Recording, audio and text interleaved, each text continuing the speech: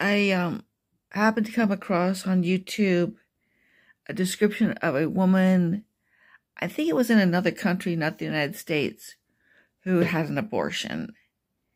And I was reminded once again of a point I made before that most abortion stories do not have rapes behind them.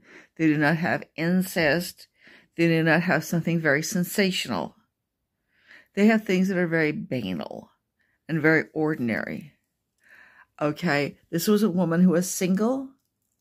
She was a working class, and she was a mother of a child, and she said that she was having trouble keeping up with the one child that she had. And she didn't think she could handle a second child. Her child was small, and taking care of a small child can be very demanding. And especially if you're single and you can't share it with a husband or maybe a mother-in-law or, somebody else. And, the problem, and, you should say, well, you should have the baby anyway. You should have the baby anyway. And the thing is, though, that child, if the mother's having trouble taking care of one kid, and now she's got two, and they're both small and demanding, those children now are at high risk of neglect or abuse or, just not having a good childhood. Now, the alternative was mentioned. She could have had the baby and placed the baby for adoption.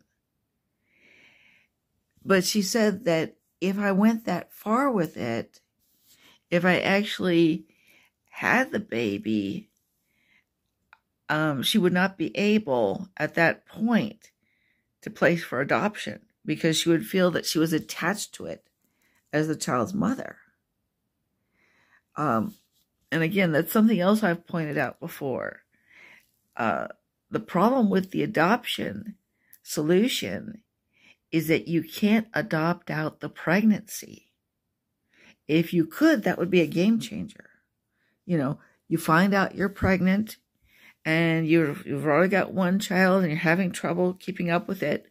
Well, you just go to the doctor's office and they'll transplant the embryo from your uterus to that of a willing adoptive mother's uterus. But it doesn't work that way. At least not right now. Okay, now, another thing about it, though, is, of course, the fact that she is single. And maybe it would have been easier for her to take on a second child if she had a husband. Because part of that is that the husband also brings in other relatives, not just him. And you could say, well, she shouldn't have been having sex. The problem with that is you have to deal with the way human beings work, both physically and psychologically.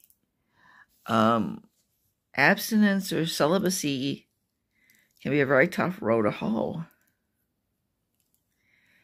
Okay, there's no easy answers.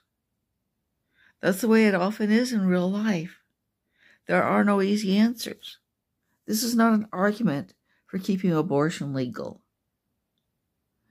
This is an argument for addressing the root causes of it and for trying to find more creative solutions to the root causes.